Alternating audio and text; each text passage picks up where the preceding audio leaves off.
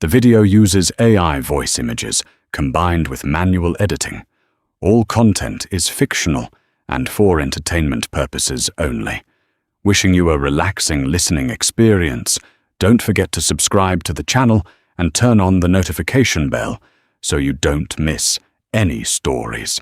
The crystal chandeliers of the Grand Bellagio ballroom cast fractured light across a sea of tailored suits and silk gowns. For Clara Dubois, a pediatric music therapist attending her first major charity gala, the opulence was suffocating.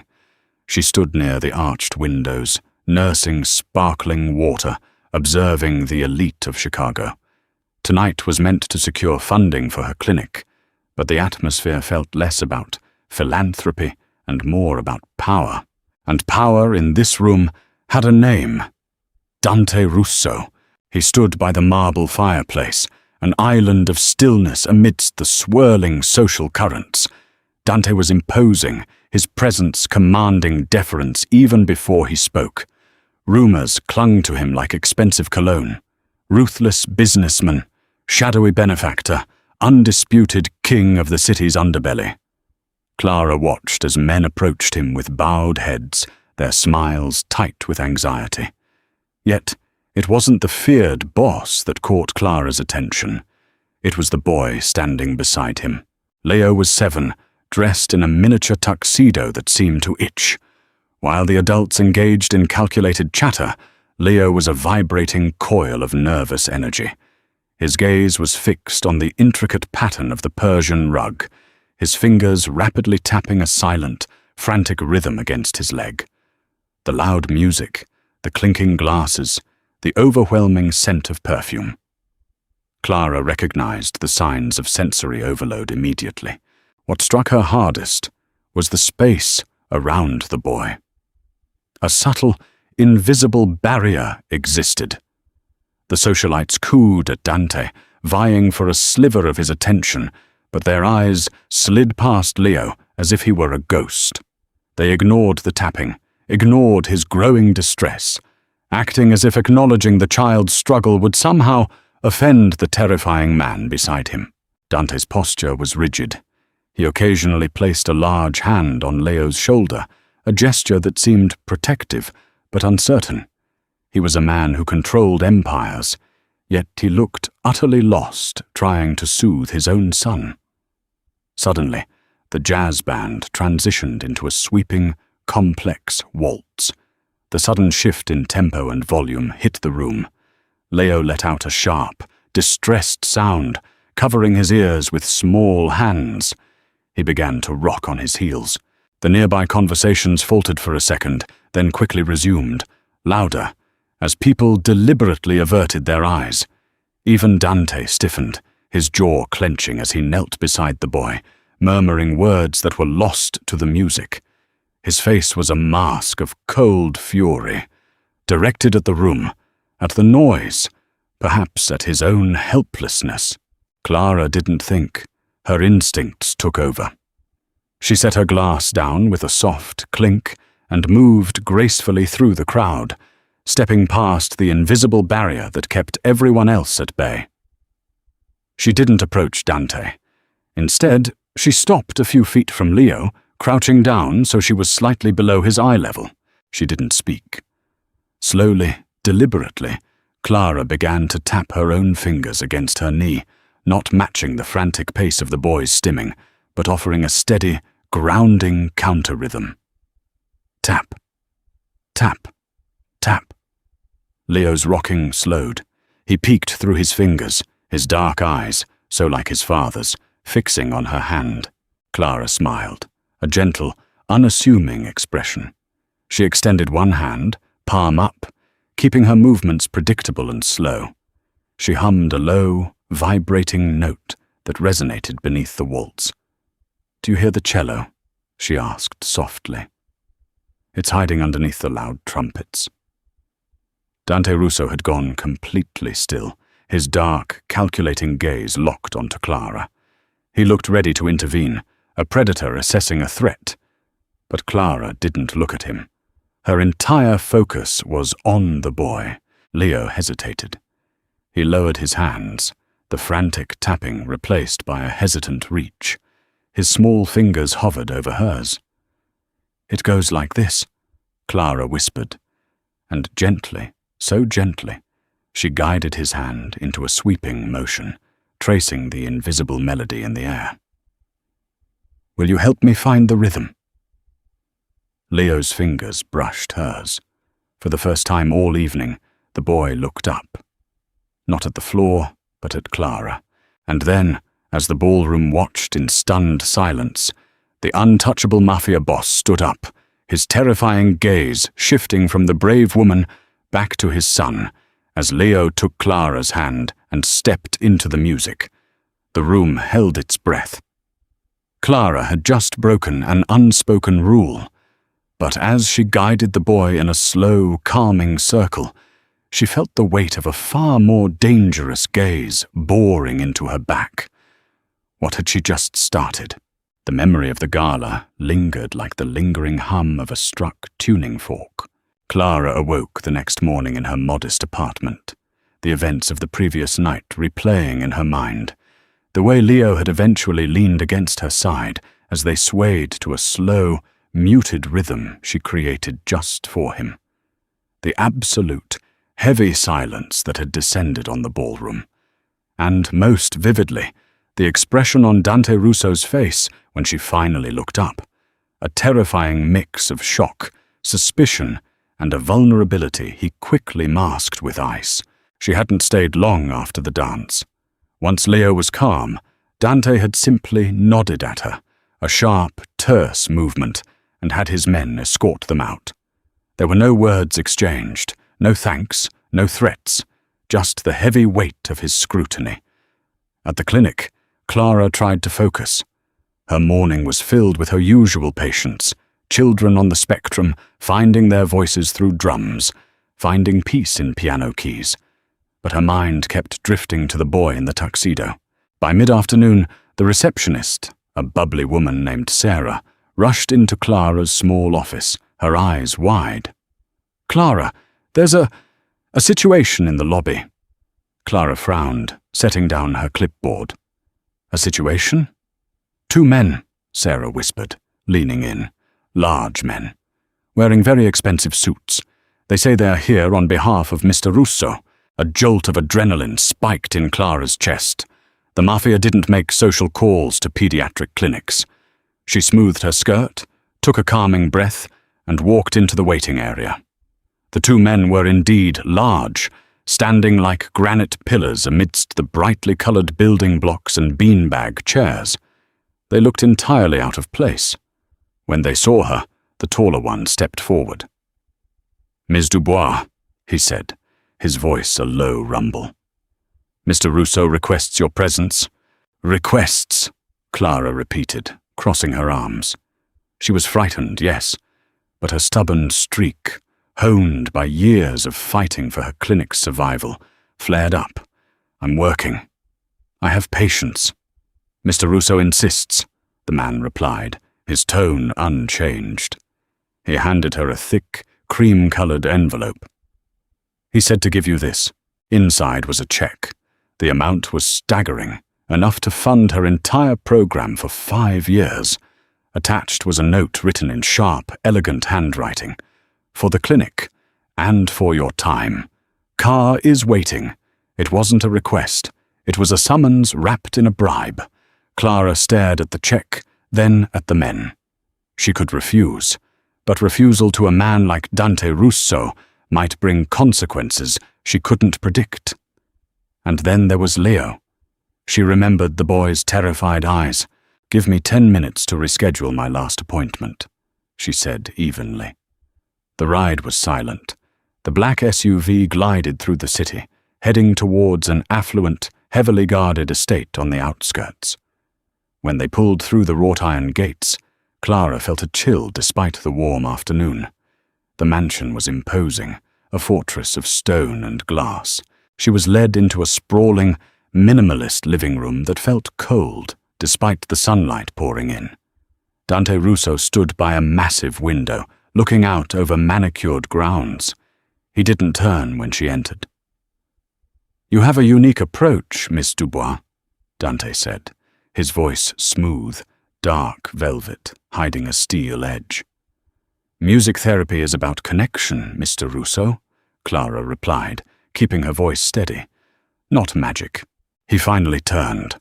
Up close, the intensity of his gaze was almost physical. "Leo has seen the best specialists in the country.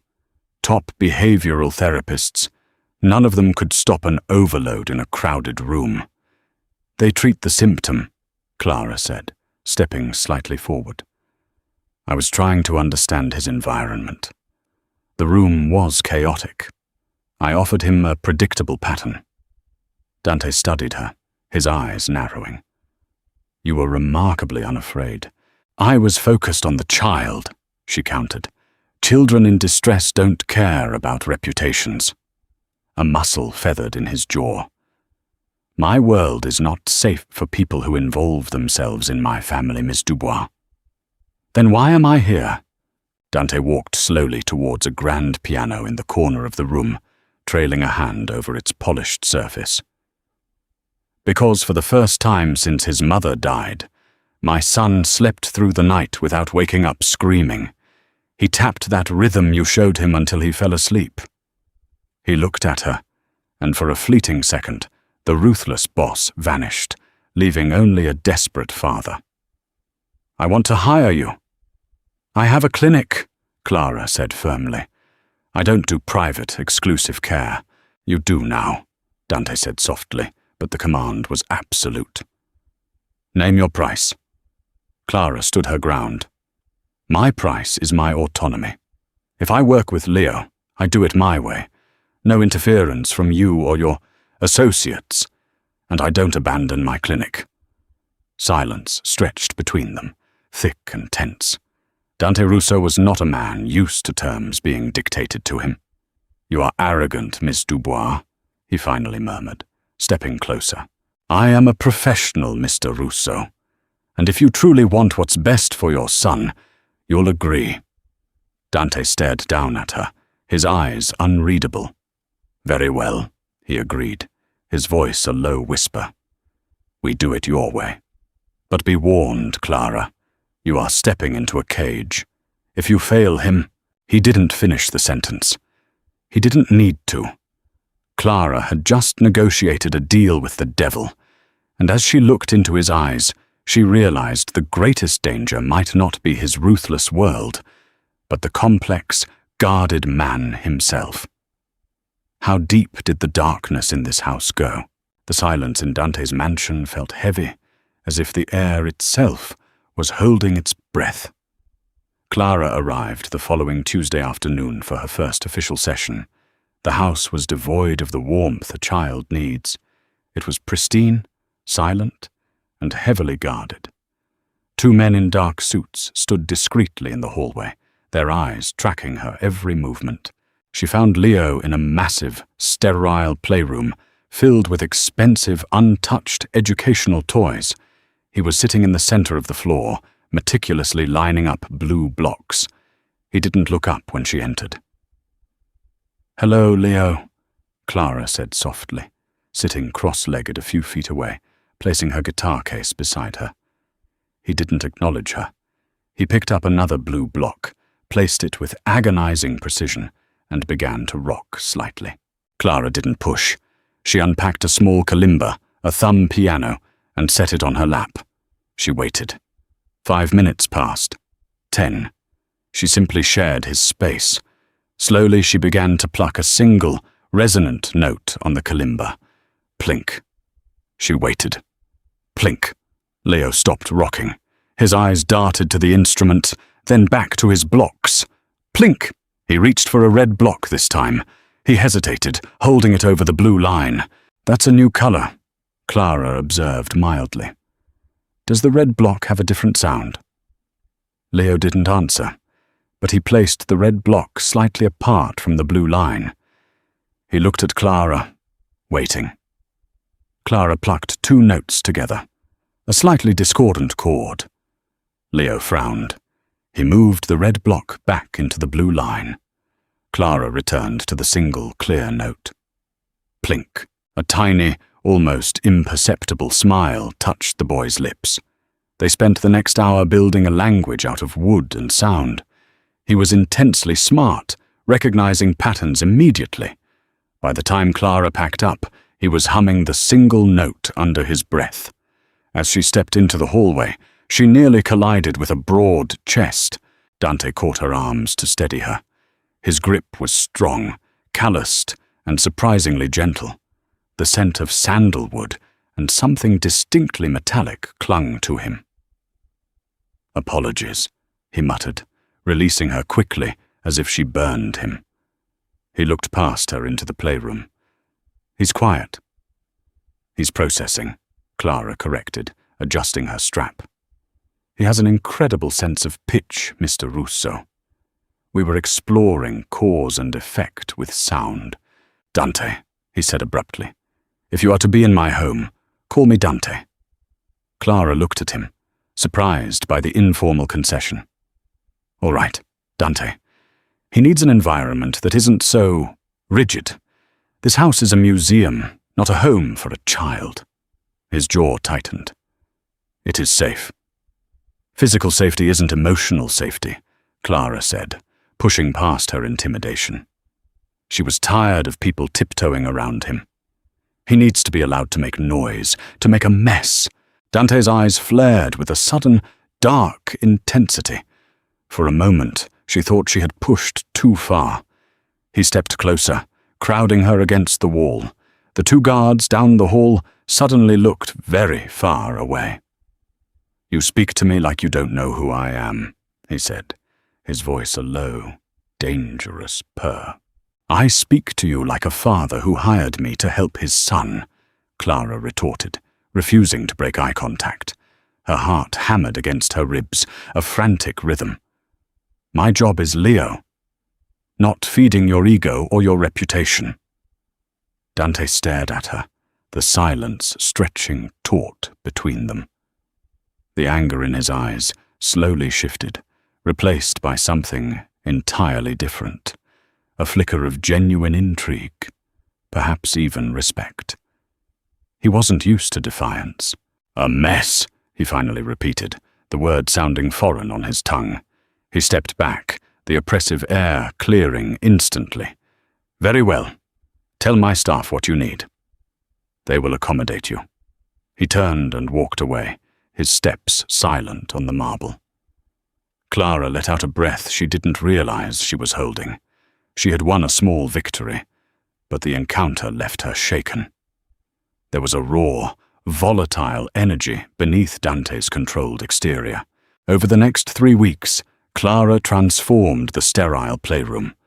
She brought in a large, battered upright piano, floor drums, and baskets of sensory toys. She demanded the heavy curtains be opened to let in natural light. And slowly, Leo changed. He stopped lining up blocks and started banging on the drums, his uncoordinated strikes eventually finding a rhythm.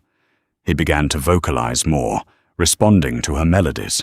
Dante was a ghost during these sessions, but Clara felt his presence. She would catch a glimpse of him standing in the doorway, half hidden in the shadows, watching them. He never interrupted, but his intense gaze was a constant pressure. One rainy afternoon, Clara was sitting at the piano with Leo on her lap. She was guiding his small hands over the keys, playing a simple, cheerful tune. "See, the black keys are like stepping stones," she murmured. Leo pressed a key, then another, creating a surprisingly melodic sequence. He laughed, a bright, sudden sound that echoed in the large room. A sharp intake of breath drew Clara's attention to the doorway. Dante stood there, frozen. His usual stoic mask had completely shattered. He stared at his son, his eyes wide, a raw, naked emotion twisting his features. It looked like pain. It looked like desperate hope. He took a step into the room, his eyes fixed on Leo. The boy noticed him, and the laughter abruptly stopped. Leo shrank back against Clara, his hands covering his ears, his body tensing for an overload. Dante stopped. the hope vanishing from his face, replaced by a devastating, profound defeat. He looked like a man who had just watched a door slam shut in his face. He turned and walked away without a word. Clara felt a sharp pang of sympathy. The powerful Mafia boss was terrified of his own child, and the child was terrified of him. The gap between them was immense. "It's okay, Leo," Clara soothed, playing a soft chord. But her mind was on the man walking away. That evening, as she was packing her car, a dark figure detached itself from the shadows near the garage. "Ms. Dubois." Clara jumped. It was Dante. He looked exhausted, the sharp lines of his face softened by the dim light. I scared him," Dante said, his voice rough. "He's not used to your presence in that space," Clara explained gently. "You startled him. It wasn't you. It was the sudden change." Dante looked at the ground. He used to laugh like that when his mother was alive. I haven't heard it in 2 years. He looked up, his dark eyes locking onto hers. "Teach me." Clara froze. "Teach you?" "Teach me how to be in that room without breaking him," Dante said, the request sounding like a confession. The ruthless boss was gone. This was a man begging for a way to reach his son. And in that moment, Clara realized she wasn't just healing the boy. She was about to step directly into the fractured soul of a very dangerous man. What lines was she about to cross? "Teach me." The words hung in the damp evening air, a stark contrast to the menacing reputation that preceded the man who spoke them. Clara stood by her car, clutching her guitar case like a shield, studying Dante Russo. He wasn't demanding. He was asking.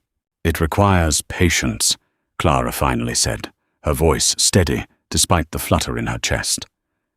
"And it requires leaving your armor at the door. Children, especially those like Leo, are incredibly sensitive to tension. If you walk in wound tight, expecting failure, he will feel it." Dante's jaw clenched. "My life does not afford me the luxury of being unguarded." "Then you have a choice to make," Clara replied firmly. "Be the boss out there. But in that room, you have to just be his father. I can give you the tools, but I can't change your energy. Only you can do that."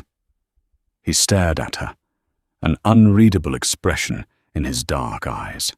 Then he gave a curt nod. "Tomorrow, after your session." The next day, the atmosphere in the mansion was thicker than usual. Clara spent her hour with Leo, focusing on the large floor drum. They were working on turn-taking. She would beat a rhythm, and he would attempt to copy it. It was loud, chaotic, and exactly what Leo needed. When the hour was up, Clara didn't pack her things. She waited. Precisely on time, the heavy oak door opened. Dante stepped in. He had discarded his suit jacket and tie, the sleeves of his crisp white shirt rolled up, revealing forearms corded with muscle and faded ink. Yet, despite the casual attire, he still moved like a predator entering a new territory. Leo immediately stopped drumming. He dropped the mallets and scrambled backward, pressing himself into the corner of the room, his knees pulled to his chest. Dante froze mid-stride, a look of profound pain crossing his face. He looked at Clara, lost. "Don't approach him," Clara said softly, remaining seated on the floor. "Sit down. Over there, near the piano. Give him space." Dante hesitated, his pride clearly warring with instruction, but he complied, lowering his large frame awkwardly onto the floor. He looked entirely out of place amidst the brightly colored toys and instruments. "Now what?" he grumbled, his voice low. "Now we ignore him," Clara said calmly. Dante shot her a sharp look. "I asked you to help me connect with him, not ignore him." "Connection isn't forced, Dante. It's invited," she explained, picking up the mallets. "He needs to see that you being here doesn't mean demands are being placed on him." You are just part of the environment right now. Safe. Predictable. Clara began to play a slow, hypnotic beat on the drum. Boom. Ba-boom. Boom. Ba-boom. Close your eyes, she instructed Dante. He scoffed softly, but complied. Focus on the sound. Let go of whatever happened today. Your meetings, your problems. Focus only on the rhythm. The room was silent, save for the deep resonance of the drum. Clara watched Dante. At first, he was rigid, a coiled spring, but as the minutes ticked by, the lines around his eyes softened. The tension in his shoulders incrementally released. The rhythmic, repetitive sound was doing for him what it did for his son. After 10 minutes, Clara noticed movement. Leo had uncurled slightly. He was watching his father. Clara changed the rhythm, adding a lighter tap on the rim of the drum. Boom! Ba-boom! Tap. Dante, she whispered. Open your eyes. Keep your body relaxed. Don't look directly at him, just look at the drum. Dante opened his eyes. He saw the subtle shift in his son's posture. Clara slid one of the mallets across the floor towards Dante. Pick it up. When I do the light tap, you hit the drum. Once. Gently. Dante looked at the wooden stick as if it were a loaded weapon. He picked it up slowly. Clara resumed the beat. Boom! Ba-boom! She nodded at Dante. He brought the mallet down. Thwack! It was too loud, too forceful. The harsh sound shattered the calm. Leo flinched violently, covering his ears, a high-pitched keen escaping his lips. Damn it! Dante hissed, dropping the mallet as if it burned him. He started to rise. I can't do this! Sit down! Clara ordered, her voice cracking like a whip. Dante froze, stunned by her tone. No one spoke to him like that. His eyes flashed with dangerous anger, but Clara met his gaze fiercely. You don't get to run away because it got hard, she said, her voice dropping to a fierce whisper. He doesn't get to run away from his sensory overload. He has to live with it. Sit. Down. For a heart-stopping second, Clara thought he might order his men to throw her out. But slowly, the anger drained from his face, replaced by a weary resignation. He sat back down. Clara immediately turned her attention to Leo. She didn't speak. She picked up her kalimba and began playing the soft, single note they had used on their first day. Plink, plink. It took 20 agonizing minutes, but Leo's keening stopped. He lowered his hands, breathing heavily. Clara looked at Dante. Try again. It's not about power, it's about touch. She resumed the drumbeat. Boom. Ba-boom. Dante picked up the mallet. His hand was visibly trembling. When the cue came, he struck the drum. Tap. It was soft, resonant. Perfect. Clara smiled. She continued the beat. Boom.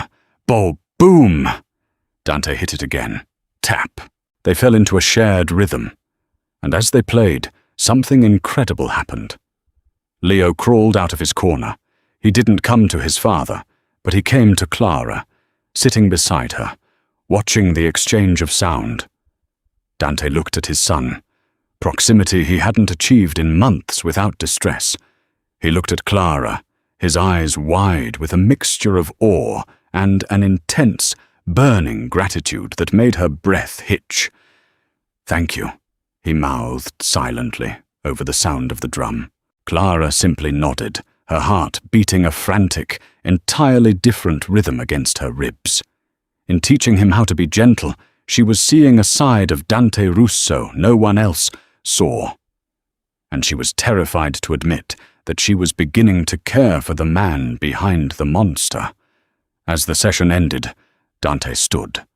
The air between them was charged, heavy with unspoken words. I have a charity function tomorrow night, Dante said suddenly, his voice tight. A dinner. It's expected that I attend. He paused, looking away. I require a companion. Clara stared at him, caught entirely off guard. A companion. I'm your son's therapist, Dante. You are someone who doesn't look at me with fear or greed, he said, turning his dark gaze back to her. It is a business request. You will be compensated. It was a terrible idea.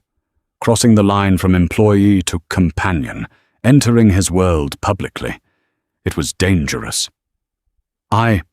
She started to decline. Please. The word was barely a whisper, a stark admission of vulnerability from a man who ruled by fear. Before Clara could form a response, the playroom door burst open. One of Dante's guards stepped in, his face pale. Boss, the man said, his voice urgent. There's been a hit. The Solari family. They've moved on the harbor shipments. In a fraction of a second, the vulnerable father vanished. The cold, ruthless Mafia boss snapped back into place. His eyes hardened to obsidian.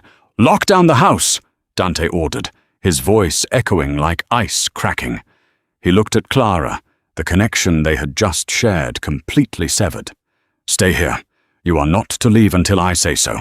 He strode out of the room, radiating violence.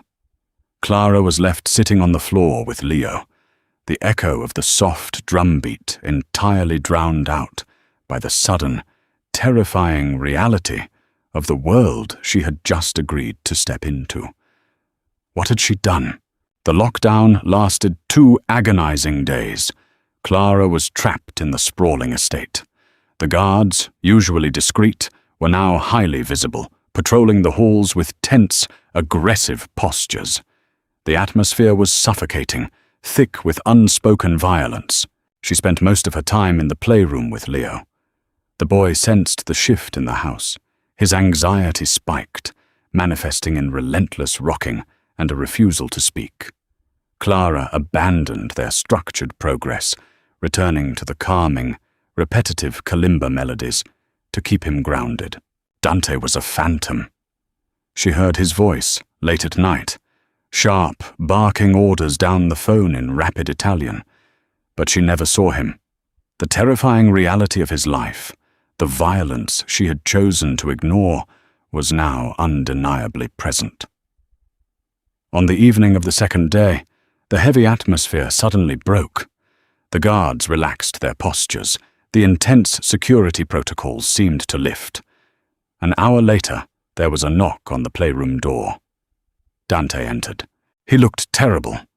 He wore the same clothes from 2 days ago, his shirt rumpled, a dark shadow of stubble on his jaw. There was a smear of dried blood on his cuff.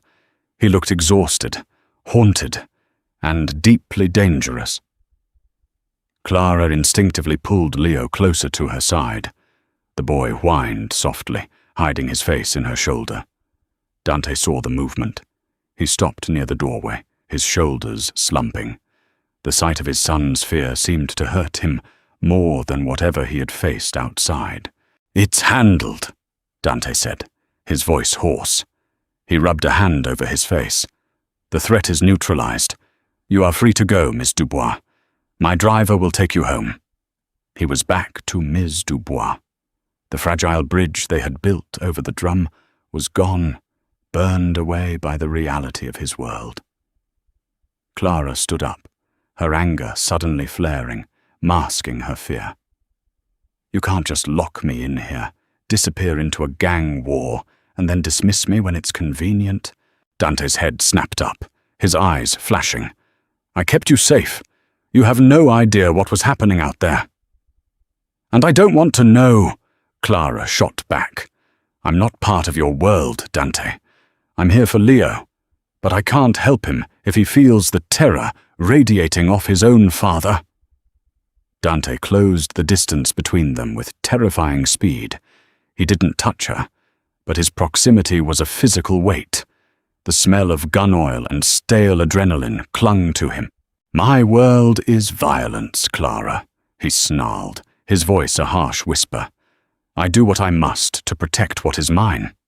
This," he gestured around the room, This softness, it's an illusion, a luxury I can barely afford." "Then why did you ask me to the dinner?" she demanded, refusing to back down, her chin jutting out. "If I'm just an employee, if this is all an illusion, why did you ask me?" Dante stared at her, his anger faltering. The raw intensity in his eyes shifted into something desperate and complex. "Because when I'm with you," he admitted, his voice barely audible, "I forget what I am. For a moment I am just a man. I am just a father." The admission hung in the air, heavy and fragile. Clara felt her anger dissolve, replaced by a profound, terrifying ache. She was staring into the abyss of Dante Russo, and she realized she wanted to pull him out. "The dinner is tomorrow night," Dante said, stepping back, the mask slipping back into place. "I assume the invitation is now declined."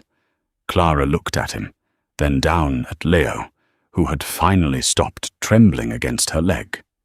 She was crossing a dangerous line, stepping out of the safety of her professional boundaries and into the crosshairs of his life. "No," Clara said softly. "I'll go."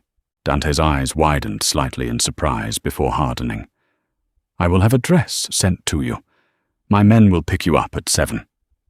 He turned and left, leaving Clara to wonder if she had just made the biggest mistake of her life. The next evening, Clara stared at her reflection in her small bathroom mirror. The dress Dante had sent was breathtaking, a midnight blue silk gown that clung to her curves and left her shoulders bare. It was elegant, expensive, and felt like armor. When she walked out to the waiting SUV, Dante was already inside. He was dressed in a tailored black tuxedo, looking every inch the ruthless, powerful boss. But when his eyes landed on her, the coldness vanished for a fraction of a second, replaced by a heat that made her breath catch. "You look," he started, his voice rough. He cleared his throat. "Acceptable." Clara smiled faintly, the tension easing slightly. "You clean up okay yourself, Mr. Russo." The charity dinner was held at an exclusive art gallery. The moment they walked in, the atmosphere changed. Conversations hushed, eyes tracked their progress. Clara felt the intense scrutiny, the whispers.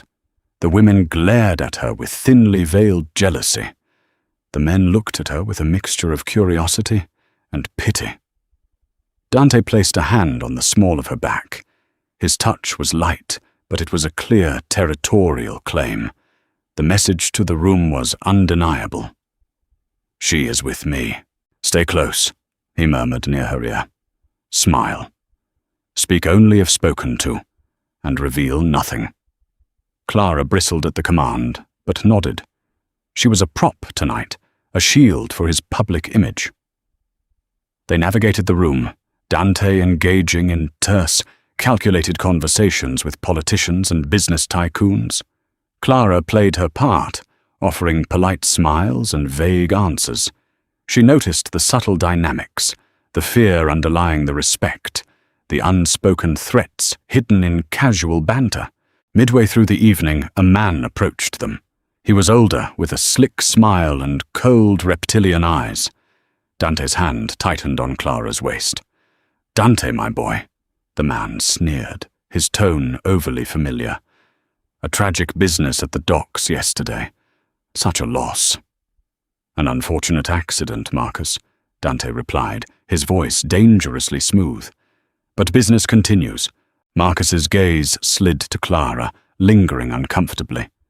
"And who is this lovely creature? Not your usual type. Too innocent." "Ms. Dubois is a private consultant for my family," Dante said, stepping slightly in front of her, cutting off Marcus's view.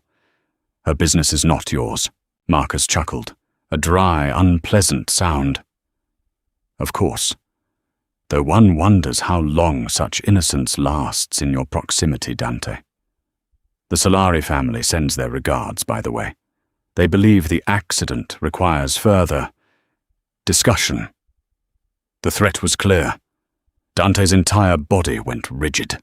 The air around them turned freezing, Tell them I am always open to discussion, Dante said, his voice dropping to a deadly calm. But they should choose their words carefully. I am known to lack patience. Marcus offered a tight, mocking bow and slithered away into the crowd. We're leaving, Dante ordered, turning to Clara. They made their way to the exit, the tension radiating off Dante in waves. As they reached the lobby, waiting for the car, Clara noticed a shift. Two men, who had been lingering near the coat check, suddenly moved towards them, their hands reaching into their jackets. Dante saw it too. In a blur of motion, he shoved Clara hard behind a marble pillar. "Stay down!" he roared. The sound of gunfire shattered the elegant atmosphere of the gallery, followed instantly by the screams of the elite. Clara huddled behind the cold stone, terror gripping her throat as she realized the velvet cage had just been torn wide open.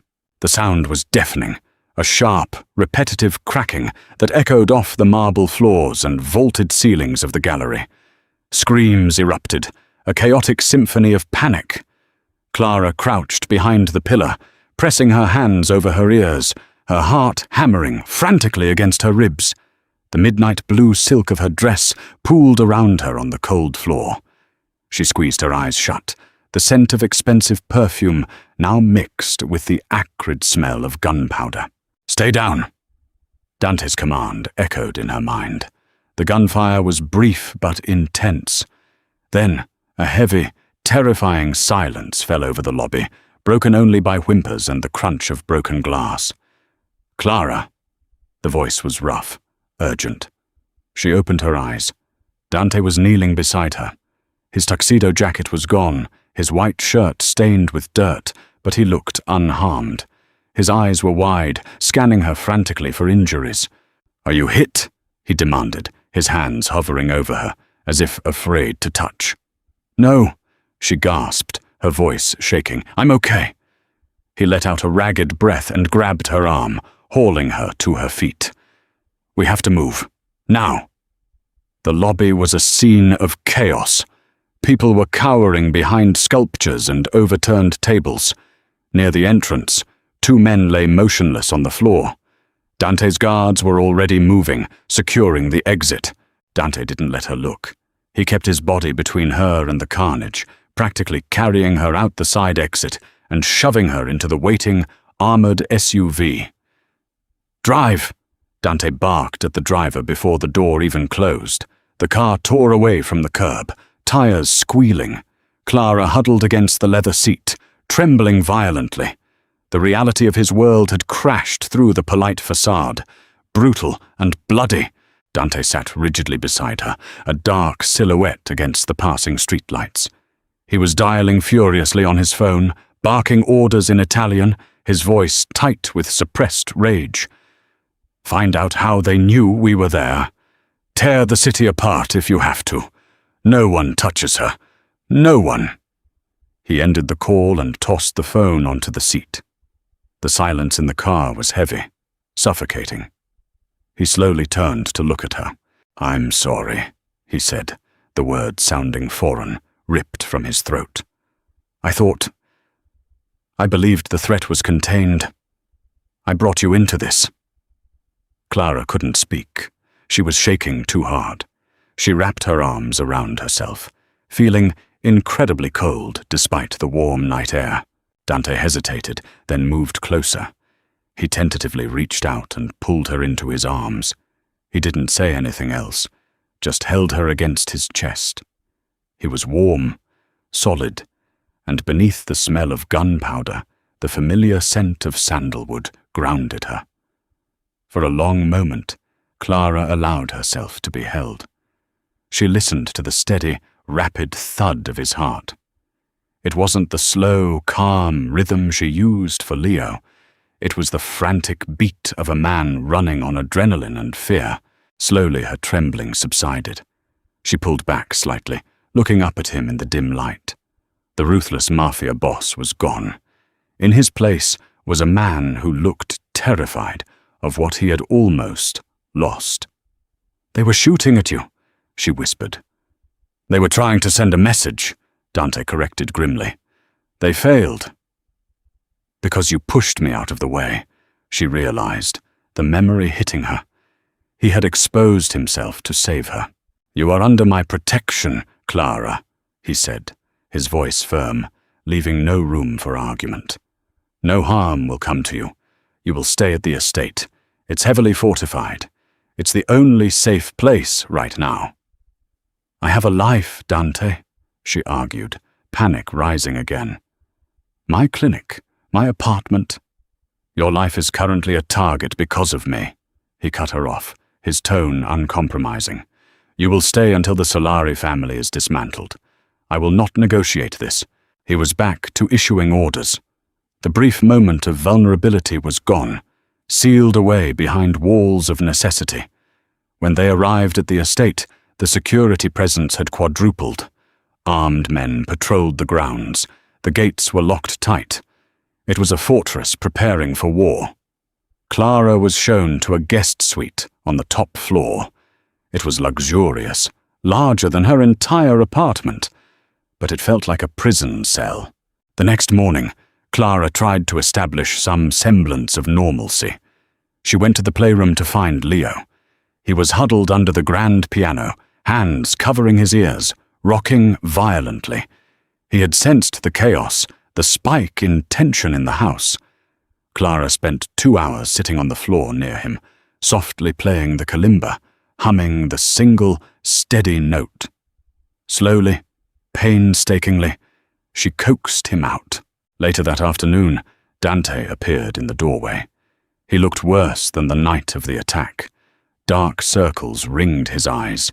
His jaw was tight with stress. Leo immediately tensed, pressing against Clara. I need to speak with you, Dante said, his voice flat. He didn't look at his son. Clara followed him out into the hallway, leaving the door slightly ajar. My men are moving against the Solari compound tonight, Dante said abruptly. He wasn't looking at her. He was staring blankly at the wall. It will be definitive. Clara felt a chill run down her spine. Why are you telling me this? Because if something goes wrong, he finally looked at her, his dark eyes intense and unreadable. If I don't return, I have set up a trust. For you and Leo. You will take him. You will disappear. The funds are sufficient for you to open a clinic anywhere in the world, under a new name. Clara stared at him, stunned. He was planning for his own death, and he was entrusting his most precious vulnerability to her. Dante, no, she whispered, stepping closer, reaching out to touch his arm. You can't ask me to do that. I'm not asking, he said, his voice breaking slightly. He looked down at her hand on his arm, a muscle jumping in his jaw. You are the only person who sees him, who doesn't fear him or pity him. He needs you. And I need to know he is safe. He reached up, his large hand cupping her cheek. His thumb brushed over her cheekbone. It was an incredibly intimate, tender gesture from a man preparing to inflict violence. Survive tonight, Clara said fiercely, ignoring the tears threatening to spill. Don't make me take him away. He needs his father. Dante closed his eyes, leaning his forehead against hers for a fleeting, agonizing second. I will try, he breathed. He stepped back, the mask slamming down, cold and impenetrable. He turned and walked down the hall, leaving Clara alone in the velvet cage, dreading the silence of the coming night, wondering if the man she was falling in love with was walking to his death. The night stretched out like an endless, taut wire. Clara paced the confines of her luxurious suite, unable to sleep. Every creak of the house, every distant rumble of a car engine sent a spike of adrenaline through her veins. The silence was heavier than the gunfire had been. It was the silence of not knowing. She thought about Dante, about the rough texture of his voice when he asked her to protect his son, about the unexpected gentleness of his hand against her cheek. She was terrified of him, terrified of his world. Yet she was undeniably drawn to the fractured man beneath the armor. By dawn, exhaustion finally pulled her into a restless sleep on the velvet chaise lounge. She awoke hours later to a sharp knock on the door. Clara shot up, her heart hammering. "Come in." The door opened, and a woman she recognized as Dante's housekeeper, Maria, stepped in. Her face was pale, her hands wringing her apron. "Miss Clara," Maria said, her voice trembling. "Mr. Russo. He has returned." Relief washed over Clara so intensely it made her dizzy. "Is he all right?" Maria looked at the floor. "He is. In his study. He has locked the door. He ordered everyone away, but he looks bad, miss. Very bad. And Leo?" "What about Leo?" Clara demanded, already moving towards the door. "Leo was in the hallway when the boss came in." "The boss? He was covered in blood, miss." "Leo saw him.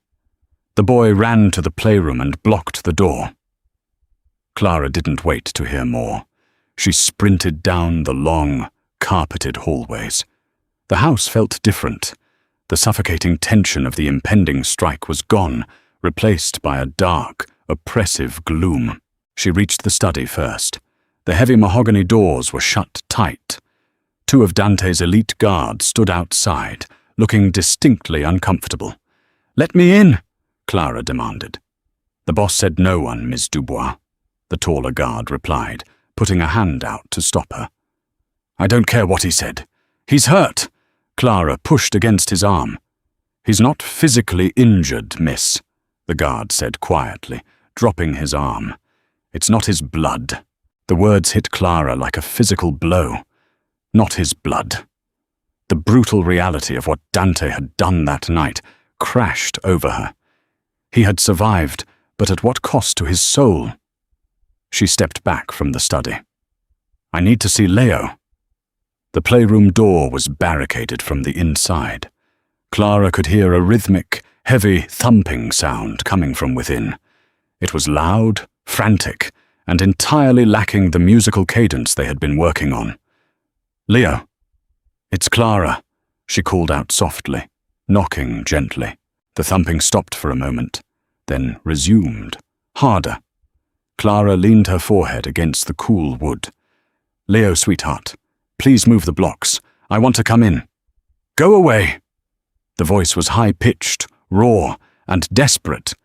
It was the first time she had heard him speak a full, coherent sentence, and it broke her heart. He was terrified. He had seen the monster his father was, the monster the world feared. "I won't go away, Leo," Clara said firmly. She sat down on the floor outside the door, leaning her back against it. She didn't have her guitar or kalimba. She only had her voice. She closed her eyes and began to hum. Not a simple note, but a complex, soothing melody she used for children in deep distress. It was a lullaby, slow and resonant. She hummed it loudly enough to penetrate the thick door. She sat there for 2 hours. The thumping inside eventually slowed, then stopped. But the barricade remained. Late in the afternoon, the sound of heavy footsteps approached. Clara looked up to see Dante standing at the end of the hall. He looked like a ghost. His eyes were hollow, stripped of their usual calculating fire.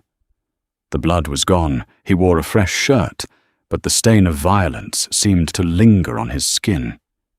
He looked utterly defeated. He walked slowly towards her, stopping a few feet away. He stared at the barricaded door. "He won't let me in," Clara said quietly. Dante slowly sank to the floor, leaning against the wall opposite her. He pulled his knees up, resting his arms on them, a mirror image of how Leo hid when overwhelmed. "He saw me," Dante whispered, his voice raspy and broken. "I tried to get to my room before he woke up. But he was there. He saw what I am." Clara looked at the powerful, terrifying Mafia boss, reduced to a broken man sitting on the floor outside his child's locked door. You are his father, Clara said gently. I am a monster, Dante replied, a bitter laugh escaping his lips. I dismantled the Solari family last night, Clara, methodically, brutally, to ensure they could never threaten my home again. And in doing so, I brought the terror right to his door. He buried his face in his hands. He will never look at me the same way. I've lost him completely. Clara felt a profound sadness. She couldn't condone his violence, but she understood the twisted logic of his protection. She saw the agonizing price he paid for it. She stood up slowly, crossed the hallway, and sat down right next to Dante. She didn't say anything. She just sat shoulder to shoulder with him in the silence. After a long time, she reached out and took his hand. His fingers were cold, calloused. He flinched slightly at her touch, but he didn't pull away. He gripped her hand tightly, as if she were the only thing keeping him tethered to the earth. We will try again, Clara whispered, squeezing his hand. We just have to find a new rhythm. As they sat there, a soft sound came from the other side of the heavy door. It was faint, hesitant. Plink. Plink. Leo had found the kalimba. He was playing the single grounding note. Dante's breath hitched. He squeezed Clara's hand harder, a single tear escaping his tightly closed eyes, tracking down his tired face. The silence was broken, but the journey to repair the fracture had only just begun. The days following the Solari incident were a delicate, exhausting dance. The immediate threat of gang warfare was gone, replaced by an uneasy peace in the city. But inside the Russo estate, the tension was a fragile, spun glass web. Clara slowly managed to coax Leo out of the playroom. She returned to the absolute basics. No drums, no complex melodies, just the simple kalimba and quiet humming.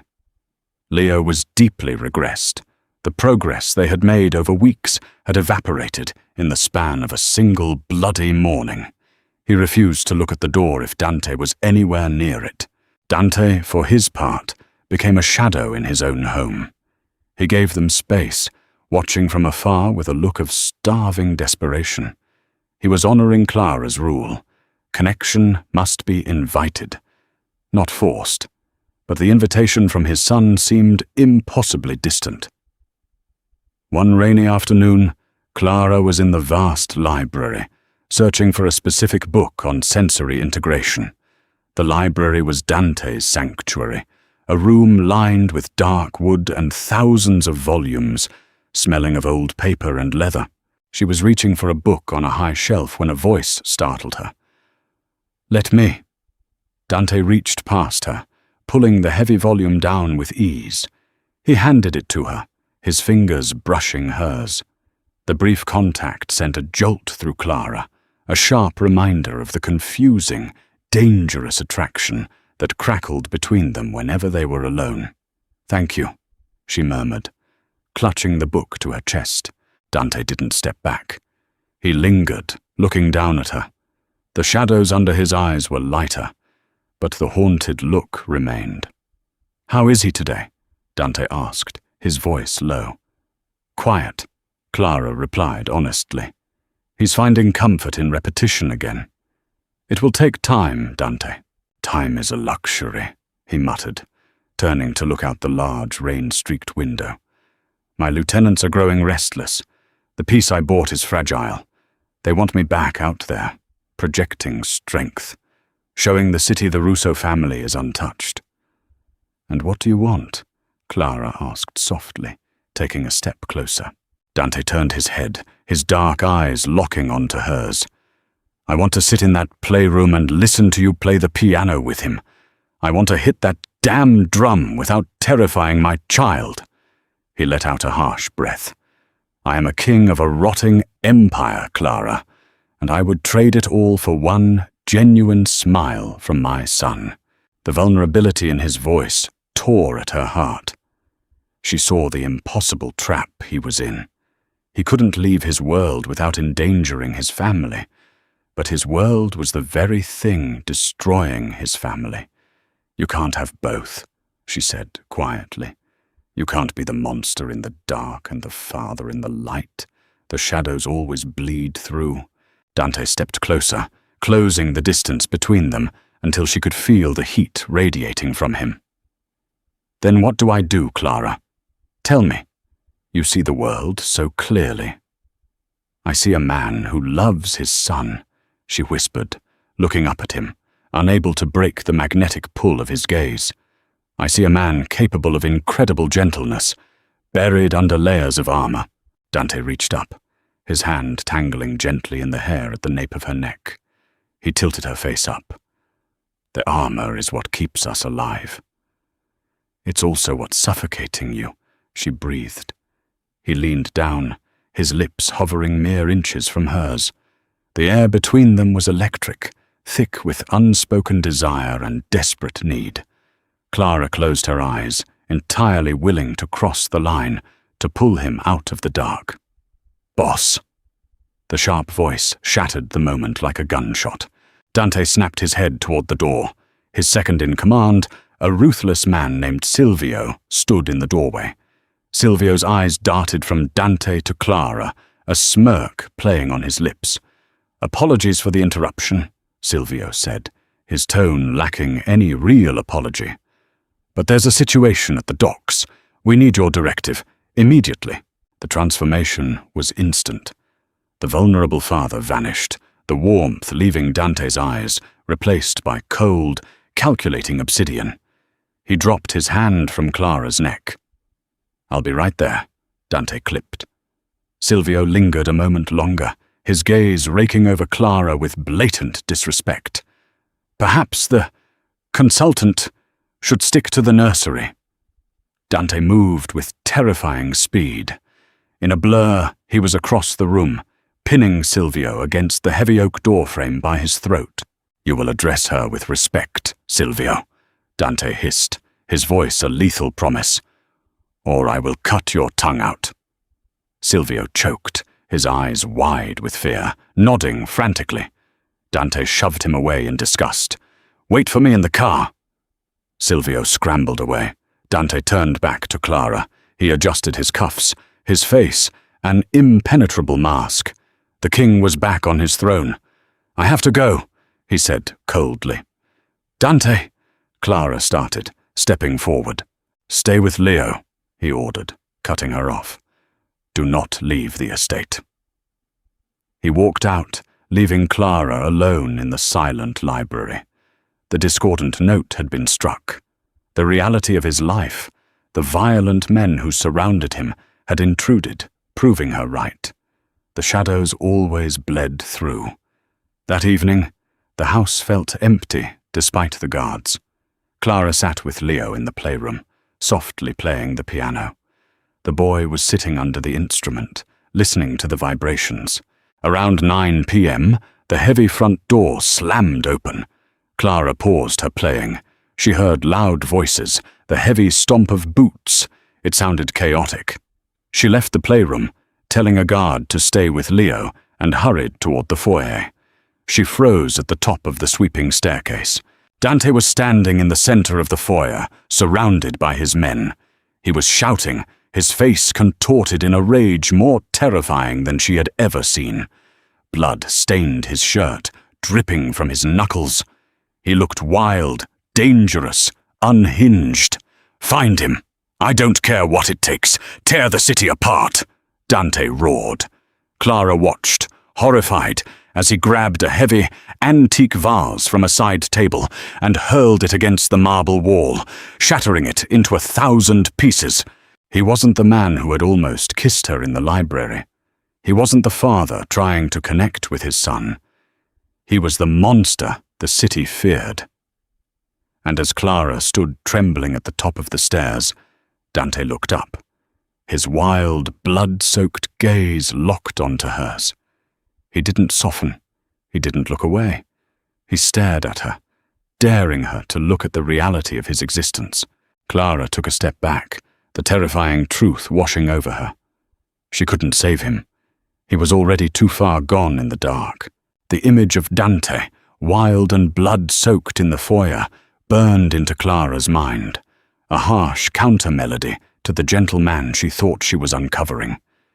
She retreated to her room, locking the door, the illusion of safety shattered. The velvet cage felt less like protection and more like a trap. She realized with chilling clarity that she was trying to change a man whose very survival depended on being unchangeable. The next morning, the house was eerily silent, a heavy hangover from the violence of the night before. Clara packed her small bag. It was time to leave. She had stayed too long, crossed too many lines. She couldn't fix Dante Russo, and she couldn't risk her own soul trying. She walked down to the playroom. Leo was sitting on the floor, gently tapping the drum, a slow, mournful rhythm. Clara sat beside him, tears pricking her eyes. "Leo," she said softly. He didn't look up, but the rhythm paused for a fraction of a second. "I have to go away," she whispered, her voice cracking. "I have to go back to my clinic, to the other children." Leo stopped drumming entirely. He slowly turned his head and looked at her. His dark eyes, usually averted or unfocused, met hers with startling clarity. It was a look of pure, agonizing loss. "No," he said, his voice a small, rusty whisper. A tear slipped down Clara's cheek. "I'm sorry, sweet boy. I can't stay here. It's not safe." Before she could say anything else, the playroom door opened. Dante stood there. He looked shattered. The rage from the night before was gone, leaving only exhaustion and a profound, hollow emptiness. He saw Clara's bag near the door. He stepped into the room, his eyes fixed on her.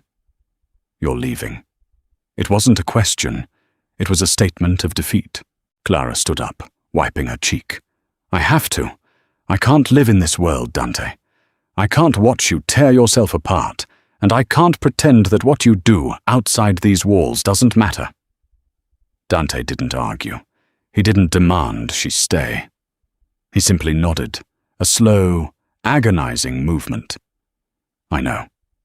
He looked at Leo. The boy had retreated back into himself, hugging his knees, refusing to look at his father. "I tried," Dante said, his voice barely a rasp. "I tried to build a wall high enough to keep the dark out, but I am the dark." He looked back at Clara, his eyes begging her to understand. "Silvio betrayed me. He was working with the remnants of the Solari family. He tried to stage a coup. I had to stop it." "I know you did what you thought you had to do," Clara said, her voice filled with sorrow. "But the cost, Dante. The cost is too high." Dante took a step toward her. "I will let you go. I will ensure you are protected, always. But please, don't leave him. He needs you." "He needs his father," Clara countered fiercely. "A father who isn't covered in blood. A father who can sit in this room without bringing terror with him." Dante stared at her, the truth of her words hitting him harder than any bullet. He looked at his son, the broken, terrified boy, and then at the woman who had brought the only light into his life in years. He slowly reached into his jacket pocket. Clara flinched, a primal instinct she hated. Dante saw the flinch. A look of devastating pain crossed his face. He slowly pulled out his hand. He wasn't holding a weapon. He was holding a small, silver thumb piano, a kalimba. It looked exactly like the one Clara used. "I had it made," Dante whispered, looking at the small instrument in his large hand. "I was trying to practice, when I couldn't sleep." Clara stared at the kalimba, her heart breaking into a million pieces. The ruthless Mafia boss, sitting alone in the dark, trying to learn a simple lullaby to reach his son. Dante slowly walked toward Leo. He didn't approach fully. He sat down on the floor, a good 10 feet away, respecting the boundary. He didn't look at his son. He looked at the floor. With trembling fingers, Dante plucked a single note. Plink. It was clumsy, slightly off-tempo, but it rang clear in the quiet room. He waited. Silence. He plucked it again. Plink. Leo slowly uncurled his head from his knees. He looked at his father. He looked at the silver instrument in his large, dangerous hands. Clara held her breath. She didn't move. She didn't speak. Dante plucked the note again, then added a second, creating a simple 2-note sequence. Plink. Plonk. It was the beginning of the lullaby Clara hummed. Leo reached out. He didn't move toward Dante, but he picked up his own wooden kalimba from the floor. He hesitated, his small fingers hovering over the metal tines. Then, carefully, he plucked the next note in the sequence. Plink. Dante gasped, a choked sound of sheer, unadulterated relief. He looked up, his eyes meeting his son's for the first time in months, without fear clouding the space between them. Dante played the next note. Leo followed. They sat there on the floor, the Mafia boss and the autistic boy, building a fragile, hesitant bridge out of silver notes and silent understanding. It wasn't perfect. It was halting and clumsy. But it was a connection. Clara watched them, tears flowing freely now. She realized then that Dante Russo would never be a simple man. He would always be dangerous. But in this room, on this floor, he was choosing to be a father. He was choosing the light. She picked up her bag. Dante heard the movement and looked up, panic flashing in his eyes. He started to rise. Clara shook her head, offering him a sad, beautiful smile. "I'm not leaving, Dante. I'm just putting my bag away." She walked to the piano, sat down, and softly played a chord that harmonized perfectly with their simple melody. The discordant notes were fading, replaced by a slow, complex, and deeply beautiful rhythm. They had a long way to go, but they were finally playing the same song 3 years later. The Grand Bellagio ballroom looked exactly as it had the night Clara first met Dante Russo, save for one crucial difference: the atmosphere. Tonight was not a gathering of the underworld, masquerading as philanthropy. Tonight was the inaugural gala for the Russo Foundation for Neurological Divergence. Clara stood near the arched windows, but she wasn't hiding this time. She wore a stunning emerald green gown, exuding a quiet confidence as she spoke with the mayor of Chicago about the foundation's new initiatives.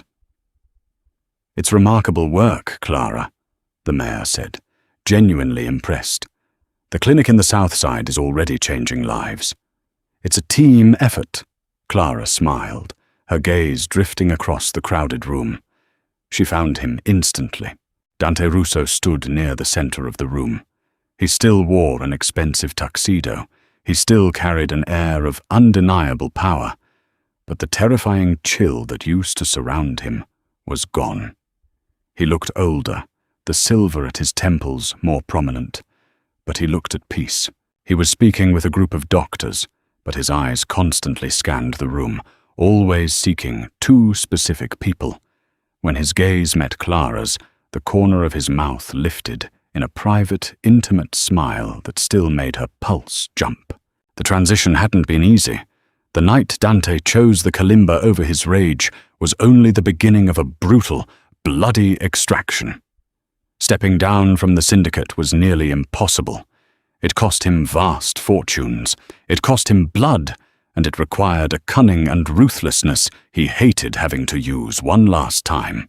But he had dismantled his empire piece by piece, handing power to rivals in exchange for absolute amnesty for his family. He was no longer the king of the underworld. He was a wealthy businessman, a philanthropist, and most importantly, he was safe. A sudden, bright burst of laughter cut through the hum of conversation. Clara's heart swelled as she looked toward the bandstand. Leo, now 10 years old, was sitting behind a massive drum kit. He wasn't wearing an itchy tuxedo. He wore comfortable slacks and a soft button-down shirt. He was playing. He wasn't stimming. He wasn't having an overload. He was leading the jazz band in a complex, driving rhythm, his face alight with pure joy. Dante excused himself from the doctors and walked over to Clara, slipping his arm around her waist. It was a gesture of love, not possession.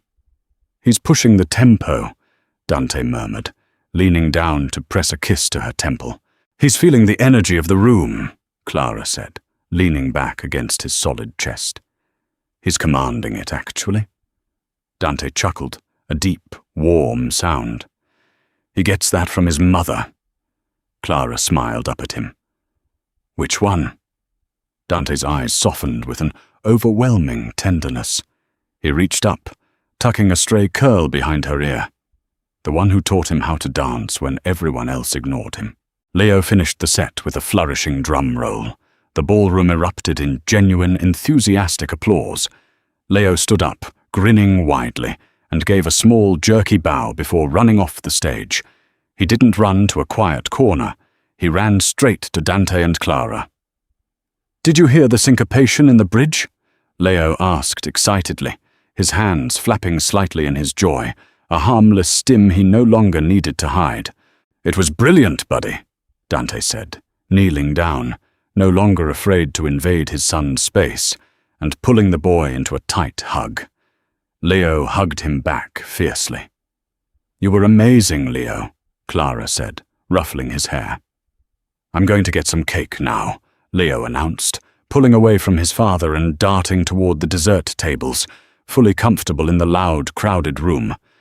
Dante stood back up, watching his son go. He let out a long, contented sigh and pulled Clara close again. "I never thought this was possible," he whispered, his voice thick with emotion. "I thought my life was destined to be a long, silent tragedy." "You just needed a new rhythm," Clara said softly, resting her head on his shoulder. "I needed you," Dante corrected, turning her to face him. The intensity in his dark eyes was still there, but it was no longer dangerous. It was entirely devoted to her. "You saw the man beneath the monster, and you refused to let him drown in the dark." He leaned down and kissed her. It wasn't a desperate clash of adrenaline and fear like it might have been years ago. It was a slow, deep promise, a symphony of love, trust, and hard-fought redemption. As they pulled apart, the band began to play a slow, sweeping waltz. Dante smiled, holding out his hand, palm up. "Will you help me find the rhythm, Mrs. Russo?" Clara laughed, placing her hand in his. "Always." They stepped onto the dance floor, moving smoothly together. They weren't ignoring the world around them. They were finally a part of it. The powerful man who had once ruled through fear was now guided by the gentle touch of the woman who had saved him, and the beautiful, complex mind of the son they both loved. Their story wasn't born in the light, but they had fought their way out of the shadows, proving that even the most discordant lives can find a beautiful, resonant harmony if they are brave enough to listen for it. Thank you so much for joining us on this emotional journey with Dante, Clara, and Leo. We hope their story of healing, trust, and finding harmony in the darkest of places resonated with you. If you enjoyed the silent rhythm, please consider subscribing to the channel and leaving a comment below to let us know your favorite moment. Your support allows us to continue creating these original, cinematic stories. Until next time, remember that even in the silence, there is always a rhythm waiting to be found.